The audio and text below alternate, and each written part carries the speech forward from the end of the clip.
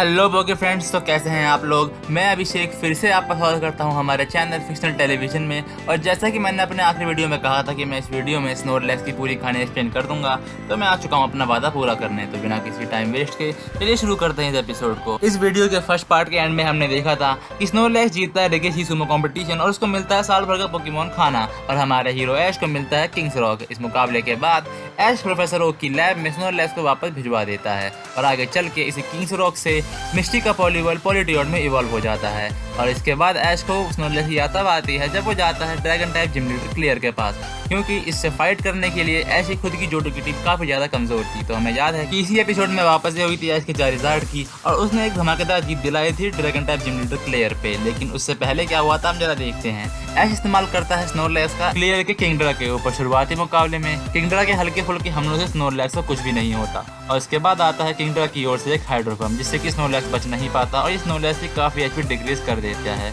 और उसके बाद हम देख सकते हैं कि किंगड्रा इस्तेमाल करता है अपने हाइपर बीम का, लेकिन स्नोरलैक्स कैसे भी उससे बच जाता है पानी के अंदर जाके। और जब वो पानी से बाहर आ रहा होता है तो वहाँ पे आती है किंगड्रा की ओर से एक और हाइड्रोपम्प, लेकिन पानी के बॉइंट फोर्स की वजह से स्नोरलैक्स इस बार उससे बच जाता है। और अभी तक किंगड्रा ने स्नोरलैक्स के ऊपर काफी अटैक कर दिए थे, जिसकी वजह से किंगड्रा काफी ज्यादा थक गया था। लेकिन उसके बाद वो देता है स्नोरलैक्स को एक हाइपर बीम। स्नोरलैक्स उससे बच जाता है पानी के अंदर जाके। बाहर निकलते ही किंगड्रा को देता है एक आइस पंच और किंगड्रा को हरा देता है। फिर वहाँ से आता है एक ग्याराडोस स्नोरलैक्स के बीच में वापस से मुकाबला शुरू होता है। ग्याराडोस इस्तेमाल करता है हाइड्रो पंप का, स्नोरलैक्स इस्तेमाल करता है हाइपर बीम का, लेकिन इस बार बाजी पलट जाती है और हमारा स्नोरलैक्स किंगड्रा के मुकाबले के बाद काफी थक चुका होता है, जिसकी वजह से वो ग्याराडोस का सामना नहीं कर पाता। ग्याराडोस करता है ड्रैगन ब्रीथ, उसको पैरालाइज करता है और फिर करता है हाइपर बीम और हमारे स्नोरलैक्स को हरा देता है। स्नोरलैक्स के हारने के बाद भी आज मुकाबला जीत जाता है और जीत जाता है राइजिंग मैच, और अब उसका एंट्री मिल जाती है जोटो लीग में, जिसके क्वार्टर फाइनल मैच का मुकाबला होता है गैरेट से पोकेमॉन से, जिसकी शुरुआत से हमें इन दोनों के मुकाबले का काफी बेसब्री से इंतजार था। और यहाँ पे भी ऐश इस्तेमाल करता है अपने स्नोरलैक्स का। स्नोरलैक्स ना सिर्फ गैरी का ही पोकेमॉन बल्कि उसके 3 पोकेमॉन का मुकाबला करता है। सबसे पहले गैरी की ओर से आता है उसका आर्कानाइन आता है स्नोरलैक्स को देता है फायर स्पिन। स्नोरलैक्स कैसे तो उसको झेल जाता है और फिर करता है एक हाइपर बीम, जिसको कि आर्कानाइन नहीं झेल पाता और वो हार जाता है। फिर आती है गैरी की ओर से उसकी नीडोक्विन, जो कि काफी ताकतवर थी और उसने अभी अभी ऐश के टॉरस को भी हराया है। वो आते ही स्नोरलैक्स के ऊपर करती है डबल किक और फिर करते हैं एक हाइपर बीम। स्नोरलैक्स इन सबसे बचते हुए उसको देता है एक आइस पंच और उसको भी हरा देता है। और फिर आता है गैरी की ओर से उसका सिजोर काफी ताकतवर पोकेमॉन है और वो काफी तेज भी है, तो वो स्नोरलैक्स के हमलों से बचते हुए उसके ऊपर अटैक करता है और देता है उसको मेटल ग्लो, जिसकी वजह से आखिरकार स्नोरलैक्स हार ही जाता है। स्नोरलैक्स इतनी अच्छी परफॉर्मेंस को देखते हुए ऐश उसको अपना अगले मुकाबले में भी जरूर इस्तेमाल करेगा। भले ही स्नोरलैक्स यहाँ पे हार चुका हो, लेकिन ओवरऑल फाइट को ऐश ही जीतता है। और इसके अगले मुकाबले में उसका मुकाबला होता है हैरिसन से, जहाँ पे कि स्नोरलैक्स फिर से आता है और यहाँ पे हमें देखने को मिलती है सबसे पहले हिप्नो और स्नोरलैक्स के बीच की फाइट। स्नोरलैक्स मैच में सोते हुए एंट्री करता है, जहाँ पे कि हिप्नो पहले ही इसके ऊपर अपने ड्रीम मीटर अटैक कर देता है, जिसकी वजह से स्नोरलैक्स की काफी एचपी कम हो जाती है। लेकिन जब स्नोरलैक्स उठता है तो काफी ज्यादा गुस्से में होता है और अपनी एक ही हाइपर बीम से हिप्नो को खत्म कर देता है।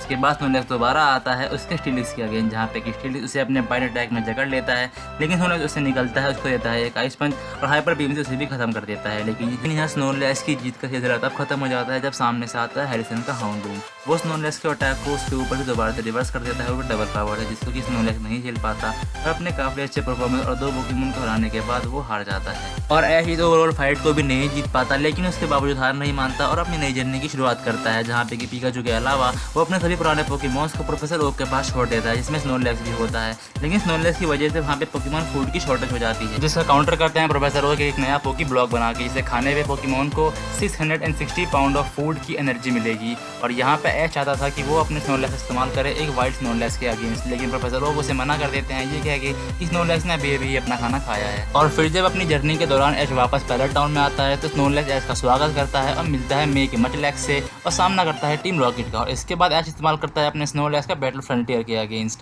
जहाँ पे कि ऐश का ग्रोवर्ल्ड करीब हार चुका है अपना मैच। और यहाँ पे स्नोरलैक्स ऐश की आखिरी उम्मीद है बैटल फ्रंटियर के हरियामा के अगेंस्ट, जहाँ पे हरियामा मैच की शुरुआत में ही आर्म थ्रेड से स्नोरलैक्स के ऊपर अटैक कर देता है। स्नोरलैक्स कैसे तो उसको अपने प्रोटेक्ट से झेल जाता है और यहाँ पे अपने आइस पंच से पहले मुकाबले को खत्म करता है। लेकिन अगला मुकाबला होता है उसका मेडिचैम्प के साथ, जो फोकस पंच मार के स्नोरलैक्स का प्रोटेक्ट तोड़ देती है और हाई जंप किक मार के उसे हवा में उड़ा देती है। स्नोरलैक्स उसके ऊपर अटैक करता है अपनी हाइपर बीम से, लेकिन वो उसको डॉज करती है और वापस जाकर उसे आइस पंच से जमा देती है और लगातार उसके ऊपर फोकस पंच से अटैक कर रही होती है। लेकिन यहाँ पे इसके ऊपर कुछ भी असर नहीं हो रहा होता, क्योंकि स्नोरलैक्स एक आइस केज के अंदर होता है, जहाँ पे स्नोरलैक्स रेस्ट का इस्तेमाल करके अपनी एचपी को दोबारा से गेन कर रहा होता है। लेकिन मेडिचैम्प लगातार फोकस पंच मार के उसको तोड़ देती है और उसके ऊपर लो जंप किक बस मारने ही वाली होती है। तभी ऐश की आवाज़ सुनकर स्नोरलैक्स वहाँ से हट जाता है और मेडिचैम्प उसके बाद दोबारा से उसके ऊपर फोकस पंच मारना शुरू कर देती है।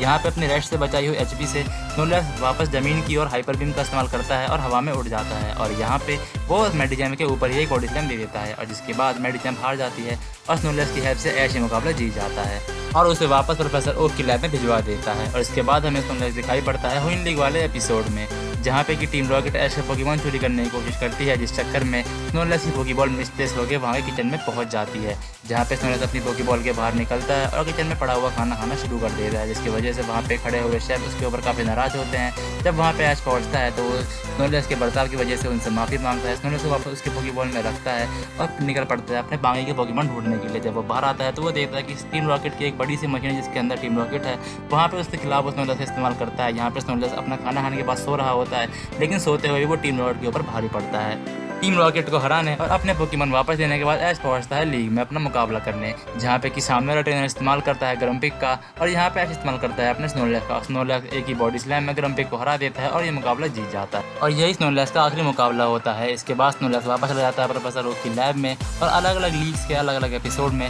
हमें स्नोरलैक्स को दिखाया जाता है, लेकिन इसके बाद स्नोरलैक्स कभी भी ऐश के साथ मिल गए कोई पोकेमॉन फाइट में पार्टिसिपेट नहीं करता।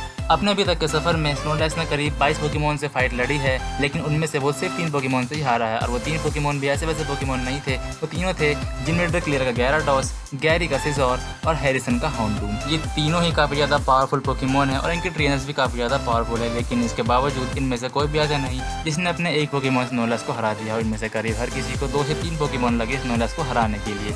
और स्नोरलैक्स का अभी तक का सफर देख के आप ये कह सकते हो कि स्नोरलैक्स ऐश का one from the most powerful Pokemon तो ज़रूर है। और अगर आप चाहते हैं कि मैं ऐश के पोकेमॉन से जुड़े हुए और भी अलग अलग वीडियोस लाता रहूं तो प्लीज़ सब्सक्राइब कर दीजिएगा हमारे चैनल को और बेल आइकन दबाना मत भूलिएगा।